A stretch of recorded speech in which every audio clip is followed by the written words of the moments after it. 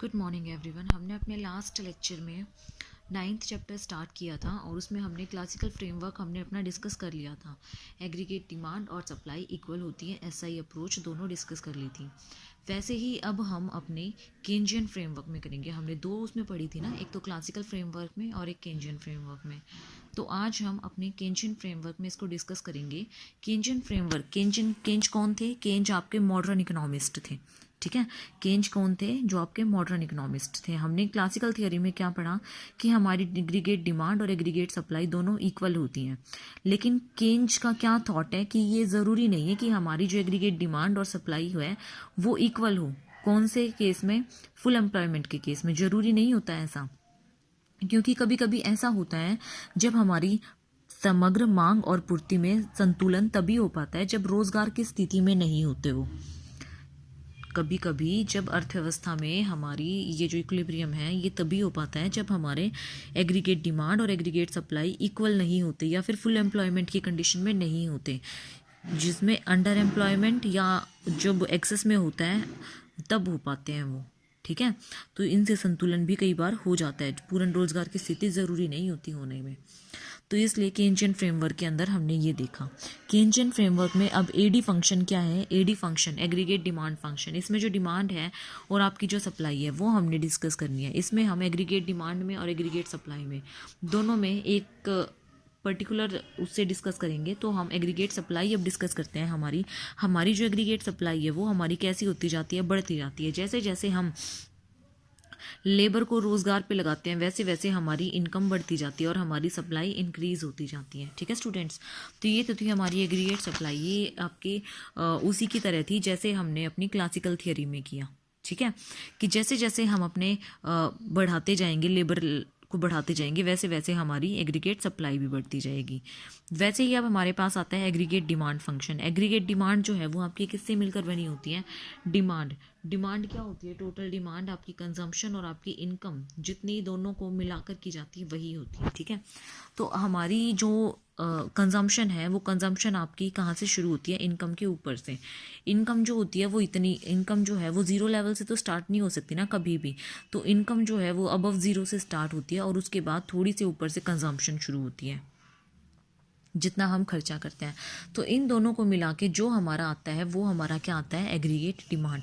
ये जो के है, ये के आपका क्या शो कर रहा है? ये आपकी एग्रीगेट डिमांड शो कर रहा है, ठीक है। तो ये है हमारी एग्रीगेट डिमांड। अब हम इन दोनों को देखते हैं, एग्रीगेट डिमांड और एग्रीगेट सप्लाई। हमने एग्रीगेट डिमांड भी देखी और एग्रीगेट सप्लाई भी देखी। एग्रीगेट डिमांड आपकी अबव ज़ीरो स्टार्ट हो रही है, एग्रीगेट सप्लाई आपकी ज़ीरो से स्टार्ट हो रही है 45 डिग्री के एंगल में। तो ये एक दूसरे को जिस पॉइंट पर काटेंगी उस पॉइंट में हमारा कौन सा पॉइंट होगा? वो हमारा इक्विलिब्रियम पॉइंट होता है, जहाँ पे हमारी एग्रीगेट डिमांड और एग्रीगेट सप्लाई इक्वल होती है। उसे हम कौन सा पॉइंट बोलते हैं? इक्विलिब्रियम पॉइंट बोलते हैं, ठीक है। फुल एम्प्लॉयमेंट की ये कंडीशन होती है। अब इससे ऊपर हमारे पास क्या हो जाती है? एग्रीगेट सप्लाई तो बढ़ जाती है क्योंकि इसमें एम्प्लॉयमेंट बढ़ जाती है, और एग्रीगेटेड डिमांड कम हो जाती है। क्यों?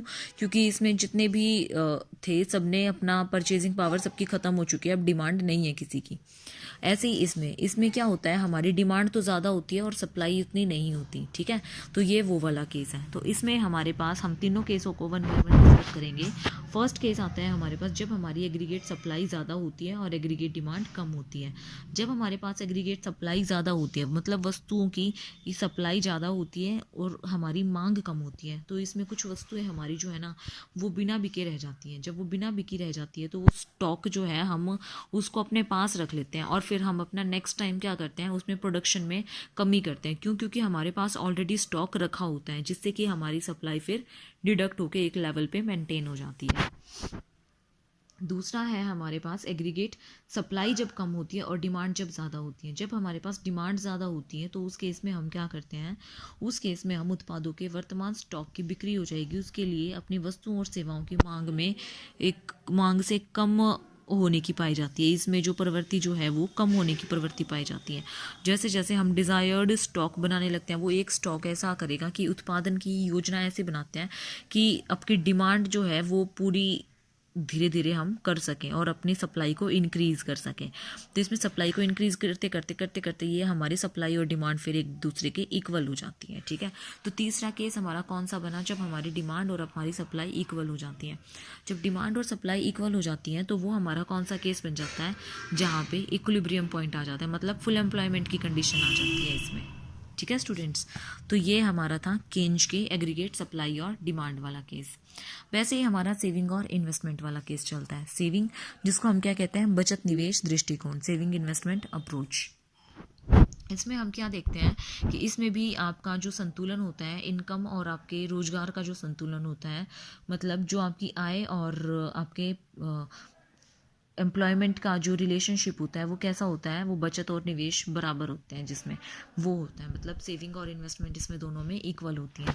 इसमें क्या होती है, संतुलन के बीच में इसमें एक्सेंट सेविंग और एक्सेंट इन्वेस्टमेंट, ऐसे ही एक्सपोज सेविंग और एक्सपोज इन्वेस्टमेंट, मतलब बाद में और पहले दोनों में हम इसमें डिस्कस करते हैं। इसमें क्या होता है, सपोज करो जैसे हमारे पास इनकम है, हमारी इनकम स्टार्टिंग में तो कोई भी इनकम नहीं होती ना, तो हमारी इनकम स्टार्टिंग में 0 रहती है, फिर 10, 20, 30, 40, 50, 60 फिर होती जाती है ये धीरे धीरे। ऐसे ही हम जब हमारी, ऐसा तो नहीं है ना कि जब हमारी इनकम नहीं होती हम कुछ भी यूज़ नहीं करते या फिर हम खाते नहीं हैं, हम कहीं से पैसा उधार लेते हैं या फिर हमने जो पहले कर रखा है सेविंग तो उसको खाते हैं। मतलब basic necessity, food, shelter, cloth, ये जो बेसिक नेसेसिटीज़ हैं हमारी, उनको तो हम फुलफ़िल करते हैं ना, तो हमारा यहाँ पे ये खर्चा आता है। उसके बाद हमारी जब इनकम इतनी हो जाती है, खर्चे इतने आते हैं, तो उसमें से हमारी ये बचत हो जाती है। बचत होने के बाद जो बचता है वो हमारी क्या होती है, वो हमारी इन्वेस्टमेंट होती है। ठीक है, वो हमारी क्या होती है, इन्वेस्टमेंट होती है। जब हम कंजम्पशन में से इनकम में से कंजम्पशन को माइनस करते हैं तो हमारी सेविंग आती है, और हमारी सेविंग फिर उसके बाद हमारी इन्वेस्टमेंट हम टोटल इक्वल करते हैं सब में।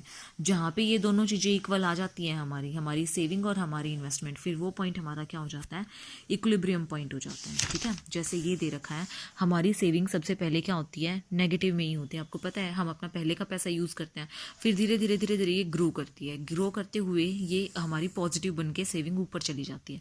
लेकिन जो हमारा इन्वेस्टमेंट कर्व है वो आप देख रहे हैं, वो हमेशा 10 पर लाई करता है, इक्वल होता है। और जहाँ पे ये सेविंग और इन्वेस्टमेंट कर्व एक दूसरे को काटेंगे, वहीं क्या हो जाएगा, आपका इक्विलिब्रियम पॉइंट हो जाएगा। अब हम 1 बाय 1 इसमें भी 3 केस आपके आ गए। एक, जब आपकी इन्वेस्टमेंट जो है वो कम होती है सेविंग से, एक बार जब ज़्यादा होती है सेविंग से, और एक बार जब इक्वल होती है। तो इक्वल का केस तो मैं आपको बता चुकी हूँ।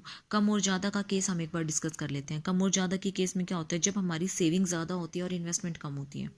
जब हमारी सेविंग ज़्यादा होती है तो हम क्या करते हैं, हमारे खर्चे, जब हमारे खर्चे के स्तर जो हैं धीरे धीरे जैसे जैसे हमारी इनकम बढ़ने लगती है वो ज़्यादा होने लग जाते हैं। जब हमारी इनकम बढ़ने लग जाती है, ज़्यादा होने लग जाते हैं, तो एक पॉइंट के बाद हम ये सोचते हैं कि नहीं, अब हमें क्या करना चाहिए, इन्वेस्ट करने से ज़्यादा हमें सेव करना चाहिए थोड़ा सा, ताकि वो फ्यूचर में अगर हमें कुछ भी ज़रूरत पड़े तो हम उसको यूज़ कर सकें।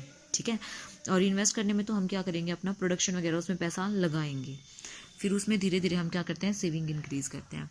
इसमें फिर क्या होता है हमारे पास, जब हमारी सेविंग और इन्वेस्टमेंट इक्वल आ जाती है, उसके बाद हम अपना इन्वेस्टमेंट में पैसा लगाना शुरू करते हैं कि हमने अपनी जितनी सेविंग करनी थी कर चुके हैं, इससे ज़्यादा सेविंग जो है इतनी बहुत है हमारे लिए, इतनी सफिशेंट है। तो उसके बाद हम अपना इन्वेस्ट करना स्टार्ट करते हैं ताकि हमारे बिजनेस में ग्रो हो, और बिजनेस में ग्रो होगी तो हम और ज़्यादा क्या कर पाएंगे, फिर इनकम जनरेट कर पाएंगे। तो इससे हमारा एसआई फंक्शन और उसके साथ साथ हमारा एएसएडी, इन दोनों का रिलेशनशिप अब हम डिस्कस करेंगे। एडी आपका अबव 0 होता है और एएस आपका 45 डिग्री। इसके कॉरेस्पॉन्डिंग आप पहले एक नीचे लाइन ले आओ, ये आपकी सेविंग चली गई नेगेटिव से, और फिर इसके कॉरेस्पॉन्डिंग जहाँ पे ये एक दूसरे को कट करेंगे, इसी पॉइंट से आप अपनी क्या बना दो, इन्वेस्टमेंट बना दो।